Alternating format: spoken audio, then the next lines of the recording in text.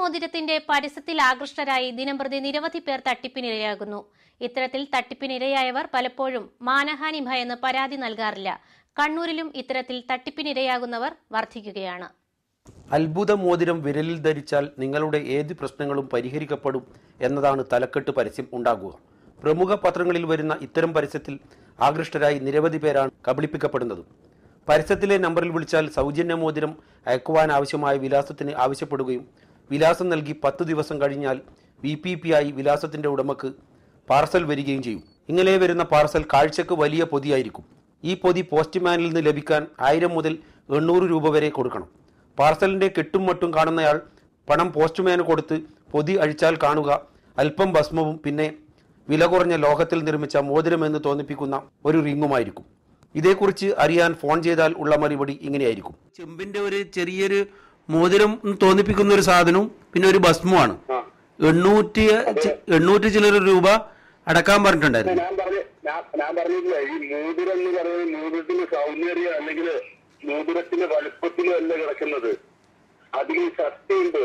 അതായത് ഞങ്ങളിവിടെ പൂജിക്കുന്നതും ആരാധിക്കുന്നതുമായ വായു, ജലം, അഗ്നി, ഇവർ 3 ശക്തിയുള്ള ആ ശക്തിയുടെ മുഖേനയാണ് സർവശക്തനായ ദൈവതമ്പുരാൻ ഈ മോതിര രൂപത്തിൽ നിങ്ങൾക്ക് കാഴ്ച തരാൻ പോകുന്നത്. അല്ലാണ്ട് മോതിരത്തിന് വലുപ്പമുണ്ടോ അല്ലെ മോതിരത്തിന് സൗന്ദര്യം ഉണ്ടോ എന്നുള്ളതല്ല നോക്കേണ്ടത്. അതിന് ശക്തിയുടെ മുഖേനയാണ് സർവശക്തനായ ദൈവതമ്പുരാൻ. നിങ്ങൾ പരസ്യം നൽകുമ്പോൾ 850 രൂപ വേണമെന്ന് നിങ്ങൾ പറയുന്നില്ലല്ലോ. അത് ഉപഭോക്താക്കളെ കബളിപ്പിക്കില്ല ചെയ്യുന്നത്. ഒരിക്കലും കബളിപ്പിക്കുന്നില്ല. ഞങ്ങൾ ഉപഭോക്താക്കളോട് ഞങ്ങൾ ആദ്യം തന്നെ മുൻകൂറായിട്ട് പറഞ്ഞിട്ടാണ്. അതായത് ഇവിടെ ഒരുപാട് അനാഥരായിട്ടുള്ള കുട്ടികളുണ്ട്. അവർക്ക് വേണ്ടിയിട്ട് ഒരു നേരത്തെ ഭക്ഷണത്തിനായിട്ട് അന്നത്തിനായിട്ട് ഒരു സംഖ്യ കൊടുത്തിട്ട് വാങ്ങിക്കൂടെ എന്ന് ചോദിച്ചിട്ടാണ് അവരിവിടെ സമ്മതത്തോട് കൂടിയിട്ടാണ് ഞങ്ങൾ ഇവിടുന്ന് അയച്ചു കൊടുക്കുന്നത്.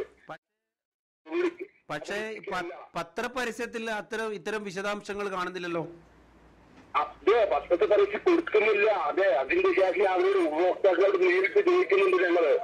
നിങ്ങൾ ഒരുപാട് അനാഥരായിട്ടുള്ള കുട്ടികളുണ്ട്, അവർക്ക് വേണ്ടിയിട്ട് ഒരു നേരത്തെ ഭക്ഷണത്തിന് ഒരു സംഖ്യ കൊടുക്കാൻ പറ്റുമോ, നിങ്ങളെ കൊണ്ട് കഴിയുന്ന രൂപത്തിൽ കൊടുക്കാൻ പറ്റില്ല എന്ന് ഞങ്ങളോട് ചോദിക്കുന്നുണ്ട്.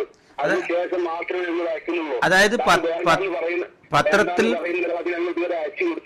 പത്രത്തിൽ പരസ്യം കണ്ടതിന്റെ അടിസ്ഥാനത്തിൽ ആളുകൾ വിളിക്കുകയും വിളിച്ചത് ശേഷം നിങ്ങൾ ഇത്തരം സംഭാവനകൾ വേണം, സഹായങ്ങൾ ഉണ്ട് എന്ന് പറയുകയും ചെയ്തതിനു ശേഷമാണ് ഇത്തരത്തിലുള്ള ഇടപാടുകൾ നടക്കുന്നതല്ലേ നിങ്ങൾ പറഞ്ഞു വരുന്നത്?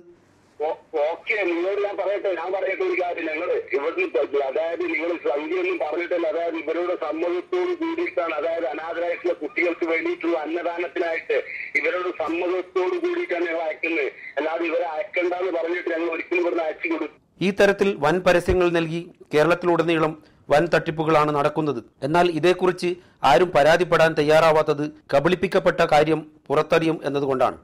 ഇത് മാതൃഭൂമിയിൽ പരസ്യം കണ്ടിട്ടാണ് ഇപ്പോൾ 1 മാസമായിട്ട് ഇവർ പരസ്യം ഇങ്ങനെ കൊടുത്തുകൊണ്ടിരിക്കുന്നുണ്ട് മാതൃഭൂമിയിൽ. അപ്പോൾ ഈ മാതൃഭൂമിയിൽ പരസ്യം കണ്ടിട്ടാണ് ഞാനിത് അയച്ചത് ഫ്രീ എന്ന് പറഞ്ഞിട്ടാണ് ആദ്യത്തെ പരസ്യം വരുത്ത്.